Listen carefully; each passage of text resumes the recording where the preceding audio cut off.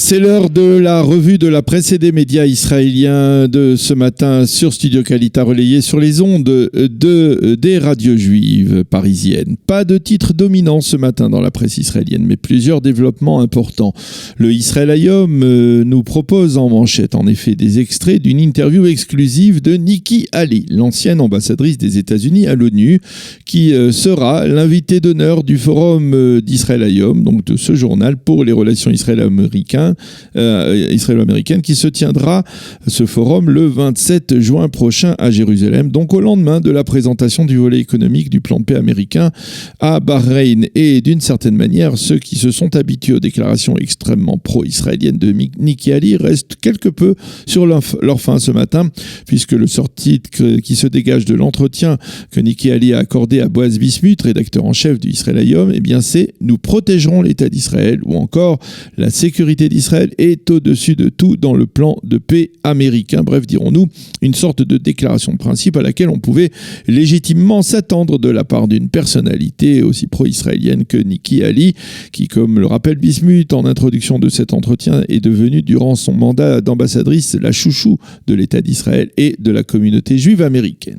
Dans cet entretien, Nikki Haley demande également aux Israéliens et aux Palestiniens de consulter le deal du siècle, ce fameux plan de paix américain, sans le moindre préjugé, et elle évoque aussi dans son ancien lieu de travail en affirmant que l'ONU doit se définir de nouveaux objectifs. En marge de cet entretien, Danny Ayalon, qui fut ambassadeur d'Israël aux États-Unis, écrit une tribune sur les relations entre les deux pays alliés et amis. L'époque où Israël était isolé sur la scène internationale est terminée. Quant au bloc des pays arabes, eh bien, il ne parvient pas automatiquement à rassembler un front anti-israélien. Le Yediot Ahronoth consacre le tiers de sa une ce matin au développement politique dans le cadre de la campagne électorale, avec deux titres qui se dégagent. Le premier, c'est l'annonce de la candidature d'Itzik Shmouli à la présidence du Parti travailliste. Le second, eh bien, c'est la confrontation très virulente au sein de la mouvance sioniste religieuse, en particulier autour d'un éventuel retour de Naftali Bennett et d'Ayelet Jacket, le député du foyer juif Moti Yogev, qui n'a pas pardonné à Naftali Bennett ce qu'il a appelé sa trahison, a comparé ce retour, ou même Bennett lui-même, à, je cite, un chien qui revient manger son vomi. Ce n'est pas très agréable, mais c'est en tout cas la déclaration faite hier par Moti Yogev, une expression très dure qui a contrarié Naftali Bennett. Bennett a riposté en s'en prenant à la partie plus orthodoxe de cette mouvance sioniste religieuse, et face à cette confrontation, Bezalel Smotrich a rappelé hier en fin de journée la nécessité de s'unir dans ce camp sioniste religieux afin de ne plus perdre la moindre voix lors des prochaines élections. Il faut rappeler que cette tendance, la mouvance sioniste religieuse, a perdu quelques 200 000 voix qui sont allées à la poubelle le 9 avril dernier, après que Naftali Bennett d'une part et Moshe Feiglin de l'autre n'aient pas réussi à faire entrer leur parti dans la 21e et très éphémère Knesset. Dans le Haaretz de ce matin, Angel Peffer écrit que la confrontation entre Bennett et Yogev est le reflet de la division qui règne au sein du sionisme religieux entre la tendance plus orthodoxe, qui selon lui est minoritaire, et la tendance plus majoritaire des sionistes religieux, qui sont ouverts et se reconnaissent en Naftali Bennett. Quant à Chaim Schlein, dans le Israël Hayom, il souligne que celui qui croit dans le sionisme religieux qu'il pourra seul franchir le seuil d'éligibilité se trompe. L'expérience du 9 avril l'a prouvé. Et il affirme que celui qui se lancera ainsi tout seul dans le sionisme religieux aux prochaines élections ne sait pas tirer les leçons de l'histoire. Pour Chaim Schlein, il est évident qu'il faut qu'il y ait un seul et un unique bloc de la droite nationaliste religieuse à la droite du Likoud aux prochaines élections. C'est la condition pour espérer l'emporter, écrit-il ce matin.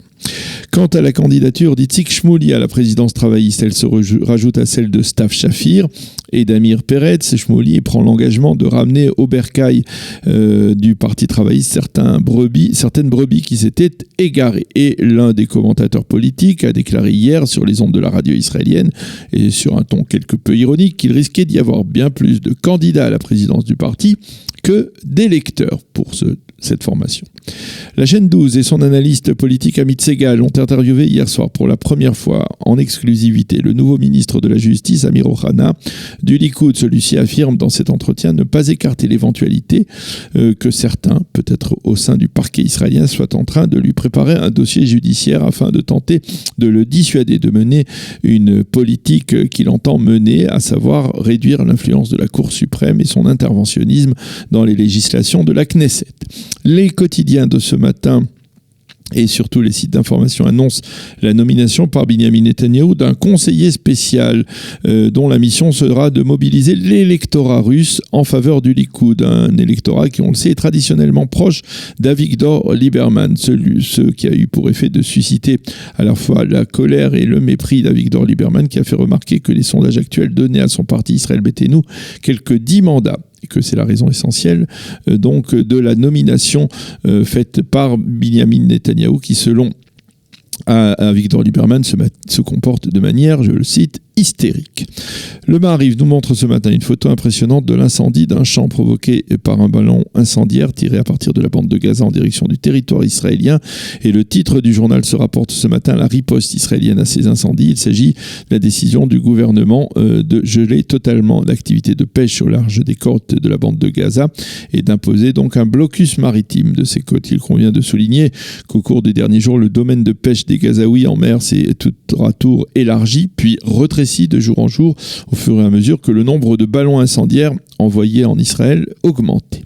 Le Yediot Aharonot nous fait un émouvant rappel ce matin au bas de sa une. C'est en effet il y a 5 ans, presque jour pour jour, que Naftali Frenkel, Gilad Shaer et Eyal Ifrar, Zichronam Livracha, ont été kidnappés au carrefour d'Alon Shvut avant d'être assassinés par des terroristes du Hamas. Bien sûr, en Israël, personne n'a oublié ces terribles journées de juin 2014, journées d'incertitude et d'angoisse qui se sont terminées par la découverte des corps des 3 jeunes.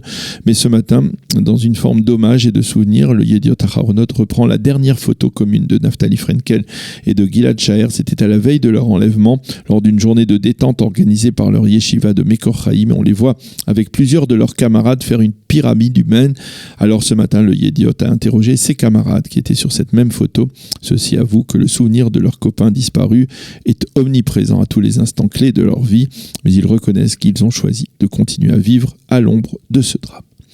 Le Haaretz, toujours plus cosmopolite que les autres quotidiens israéliens, se penche en particulier ce matin sur les manifestations monstres et violentes qui se sont produites hier à Hong Kong et il en détaille les raisons. La semaine du livre hébraïque a débuté hier et même si elle est moins populaire aujourd'hui que par le passé en raison essentiellement de l'omniprésence des réseaux sociaux qui empêchent les jeunes de lire, eh bien elle demeure tout de même un des événements majeurs du calendrier culturel de l'État d'Israël. Et ce matin, le Yediot Aharonot a choisi de célébrer en une cette fête du livre qui traditionnellement intervient après la fête de Shavuot du don de la Torah en nous présentant les héros anonymes de certains des ouvrages pour enfants les plus célèbres en ivrite.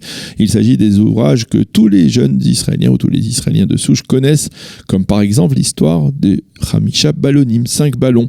Et l'on découvre par exemple Alon Ivri qui a inspiré cette histoire en première page donc du Yediot Aharonot de ce matin. Voilà donc pour cette revue de la presse et des médias israéliens de ce jeudi matin.